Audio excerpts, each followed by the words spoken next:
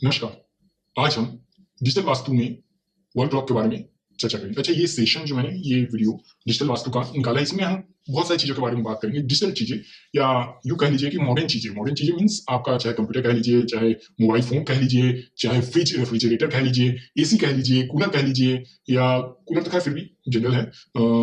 Dish TV कह लीजिए, set top box वगैरह, या आप आपका wall clock, digital wall clock, wrist watch, ये सारी चीजें आप कह लीजिए, इन पे डिस्कस करेंगे, इस पे चर्चा करेंगे, इस पे आपको बताएंगे कि किस तरीके की से वास्तु में, ज्योतिष में, एस्ट्रोलॉजी, न्यूमरोलॉजी, इन सब में इनका यूज करें, हम कैसे करें, किस तरीके से करें, ठीक है, इनसे कैसे अपने लाइफ को सुधारें। करेक्ट। बाद में आपको बहुत सारी चीजों के बारे में और भी बताया जाएगा डिटेल में, बट अभी स्टार्ट करते हैं आज क्लॉक से, वॉल क्लॉक से।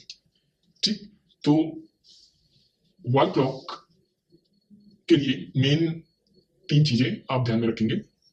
एक तो है जो पर्सन, जिसका हम लोग जिसके हिसाब से वॉल क्लॉक, जिसके घर में वॉल क्लॉक लगेगा, ठीक है।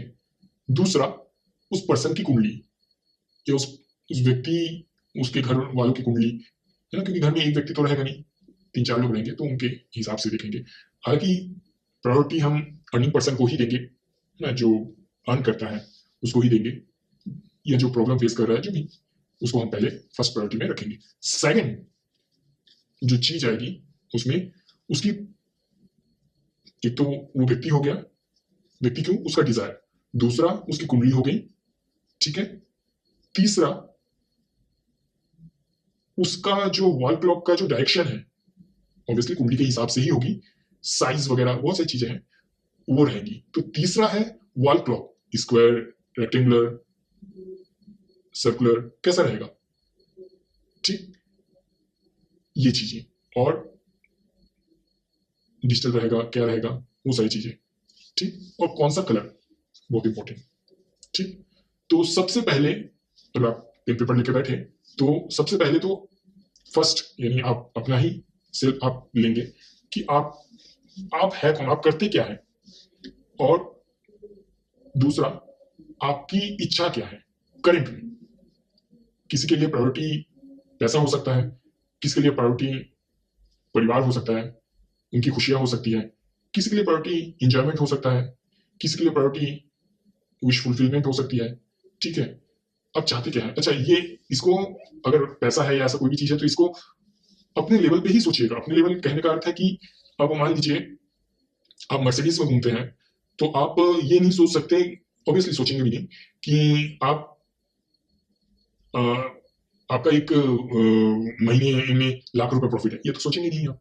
अगर मर्सिडीज में घूम रहे हैं तो लाख रुपए प्रॉफिट तो आप नहीं सोचेंगे, तब तो वो गोल तो हाई लेवल पे चल जाएगा ना। और आप अगर एक रेडी में, एक मंडी में बैठते हैं और ठेला लगाते हैं, तो आप ये नहीं सोच सकते कि आप महीने में 1 करोड़ कमाए या लाख रुपए कमाए, वो भी आप नहीं सोचेंगे। हालांकि ये पॉसिबल बात मुश्किल नहीं है, क्योंकि ऐसे बहुत लोग हैं जो अर्न करते हैं, बट वही मैंने कहा, वही बात आ जाएगी कि आप अपने हिसाब से सोचेंगे कि आप आप कैसा कर सकते हैं, उसके हिसाब से सोचेंगे, तो ये आसान हो जाएगा आपके लिए उस इच्छा की पूर्ति करना, और यूनिवर्स के लिए भी ये इजी हो जाएगा, है ना। ऑब्वियसली लॉ ऑफ अट्रैक्शन आपने पढ़ा होगा, तो ये ऐसे काम नहीं कर सकता है कभी भी कि एक ही टाइम पे पैदा हुआ बच्चा, 2 बच्चे अलग अलग परिवार के, एक करोड़पति के वहां और एक आपका मिडिल क्लास में पैदा हुआ बच्चा, ये दोनों नहीं सोच सकते कि या यूनिवर्स ऐसे नहीं बना सकता ना। ऑब्वियसली वो आगे जाके क्या होगा क्या नहीं, वो एक सेकेंडरी चीज है, बट वो ऐसे, वो फिर कर्मा भी जुड़ता है, बहुत सारी चीजें जुड़ती हैं, बट ऐसा नहीं हो सकता ना कि रातों रात आप ऐसे हो जाए, है ना। एक जो करोड़पति है वो चांदी का क्या, वो सोने के चम्मच से खाना खाएगा, और एक मिडिल क्लास व्यक्ति तो चांदी का चम्मच से भी खाने से पहले 10 बार सोचेगा कि चांदी का चम्मच से खाना कैसे खाए, है ना। तो ऑब्वियसली उनके लिए बहुत बड़ी बात होगी, है ना। तो सिर्फ जस्ट एक जनरल सी बात मैं कह रहा हूँ, है ना, ठीक है। तो उस लेवल को मेंटेन करते हुए ही आप अपनी इच्छाएं रखेंगे, ये नोट करेंगे, ठीक है। इतना आपने कर लिया, ये वो पर्सन हो गया। अब सेकेंडरी चीज है, घड़ी को हम किसके साथ देखें, घड़ी है क्या। तो घड़ी जो चीज है, ये बात मैं अपने पर्सपेक्टिव से बता रहा हूँ, अपने हिसाब से बता रहा हूँ, बाकी हर किसी के अपने अपने रिसर्च होते हैं। तो कोई कहता है कि घड़ी जो है वो शनि है, तो कोई कहता है कि घड़ी जो है वो आपका सूर्य है। ऑब्वियसली मैं डिसएग्री नहीं करूंगा, उनकी रिसर्च है वो बिल्कुल सही भी है अपनी जगह पे। तो मैंने भी बचपन में ये सारी चीजें सुनी है कि घड़ी शनि है, और मैंने कई लोगों को ऐसे बोलते सुना है, उसको समझते सुना है। और शनि के टाइम पे घड़ी भी खरीदने जाते थे तो बहुत सारी चीजें हम लोग को बताया जाता था कि सैटर्न के इस टाइम पे ऐसे ऐसे नहीं खरीदे जाते। तो क्या वो साइड में रखते हैं उस चीज को। मैंने क्या रिसर्च में पाया, मैंने जो रिसर्च में पाया कि जो आपका घड़ी है वो राहु है, ना सूर्य पाया ना शनि पाया। हाँ, इनके साथ रिलेट कर पाया मैंने, बट एग्जैक्टली मैंने इनको नहीं पाया। एक छोटा सा ही अगर एग्जांपल मैं आपको दे दूं, बहुत ज्यादा डिस्क्राइब ना करके छोटा सा ही दे दूं, तो क्या आप में से किसी ने भी शनि के साथ या सूर्य के साथ काल सुना है? काल वर्ड यूज होते सुना है? काल का अर्थ है समय, ठीक है, और घड़ी मतलब समय, ठीक, टाइम। सिर्फ एक के साथ सुना होगा, राहु काल। सूर्य काल भी कह सकते थे, चंद्रकाल भी कह सकते हैं, है तो उनका ही टाइम ना। जब सूर्य का हो रहा है तो सूर्य का 2 घंटे का टाइम, चंद्र का 2 घंटे का टाइम, शनि का 2 घंटे का टाइम, ऐसे कह सकते थे ना। राहु के साथ क्यों कहा राहु काल? बाकी किसके साथ तो काल नहीं जुड़ा, क्यों? केतु काल कह सकते थे ना, केतु काल भी तो कह सकते थे, है तो उसी का ही। राहु काल क्यों कहा? एक छोटा सा है ये समझाने के लिए कि क्यों राहु को मैंने क्लॉक के साथ, घड़ी के साथ, रिस्ट वॉच के साथ, क्लॉक के साथ मैंने कनेक्ट किया है, वॉल क्लॉक वगैरह इन सब के साथ। जो भी आप टाइम को जो भी जिसके साथ भी जोड़ेंगे, मैं राहु को टाइम के साथ जोड़ रहा हूँ। बस यही है, एक छोटा सा समझाने के लिए लिमन लैंग्वेज में कि राहु फॉर मी, किसी के लिए कुछ भी हो सकता है, for me Rahu means time, correct, ठीक है। अब राहु जिस राशि में बैठा हूं, ठीक, अब मैं चयन करना बता रहा हूं आपको। राहु जिस राशि में बैठा हूं, फर्स्ट उस राशि का जो लॉर्ड होगा, ठीक है, यहाँ पे एग्जांपल आप देख सकते हैं, जिस भी राशि में बैठा हुआ है, 6 नंबर की राशि में बैठा हुआ है, तो हम क्या करेंगे कि उस राशि का जो भी लॉर्ड होगा, राहु जिस भी राशि में बैठा है, उस राशि का जो भी लॉर्ड होगा, उस लॉर्ड के कलर का घड़ी हम बैठा सकते हैं, करेक्ट। इतना सिंपल है, ये पहला है। दूसरा, ये कलर, घड़ी का कलर, ठीक है। दूसरा, राहु जिस राशि में बैठा हुआ है, उस राशि का जो लॉर्ड जहां बैठा हुआ है, जिस भी राशि में, उसका भी कलर हम यूज कर सकते हैं। तो ये 2 एग्जांपल आपको हो गए।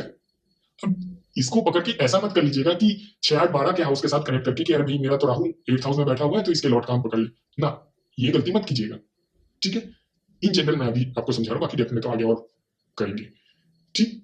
तो ये सिंपल सा एक चीज करेंगे तो आपको रिजल्ट दिखेगा। अब राशि का जो डायरेक्शन होगा ना, उस दिशा में अगर आपने क्लॉक को लगा दिया, राशि का जो डायरेक्शन होगा, राहु जिस राशि में बैठा हुआ है उस राशि का कोई तो डायरेक्शन होगा, उस डायरेक्शन में भी अगर आपने उस क्लॉक को बैठा दिया तो भी रिजल्ट क्रिएट होंगे।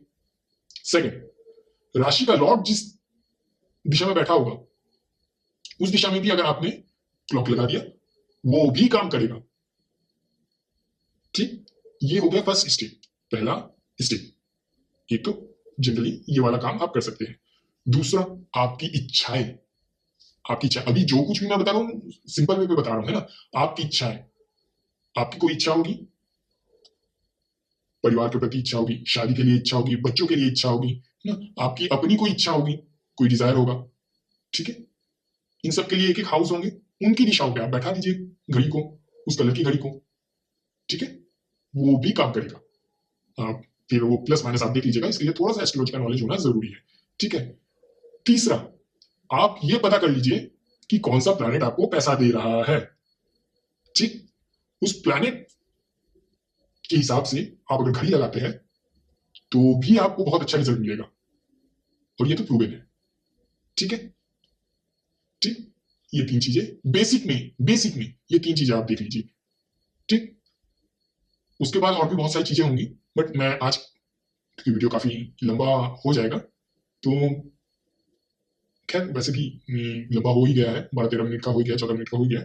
आप इतना कर लेंगे ना, आपको बहुत अच्छे रिजल्ट आएंगे। अच्छा, वो फैमिली वाला तो बच ही गया है, मैं फिर भी बता देता हूँ जल्दी से कि एक घर में 4 लोग तो रहेंगे, 3 लोग 4 लोग, मैं 4 लोग कंसिडर करता हूँ। चारों की कुंडली बना लीजिए, किसी ना किसी पॉइंट पे चारों की कुंडली मैच होगी ही होगी, पॉजिटिव वे पे, है ना। मान लीजिए किसी का 4th हाउस दिख रहा है, किसी का 8th हाउस दिख रहा है, सॉरी किसी का 4th हाउस दिख रहा है, किसी का 7th हाउस दिख रहा है, तो किसी का 11th हाउस दिख रहा है, तो किसी का 2nd हाउस दिख रहा है। ये जब plus plus plus plus match हो जाएंगे ना चारों के में पॉजिटिव, उस जगह पे घड़ी लगा दीजिए, तो ना आपको पॉजिटिव रिजल्ट आ जाएंगे, सबको पॉजिटिव मिलेगा, सबको अच्छा रिजल्ट मिलेगा, और ये सही है। अच्छा, एक और एक चीज है जो मैं क्लियर कर दूं तो ज्यादा बेटर है।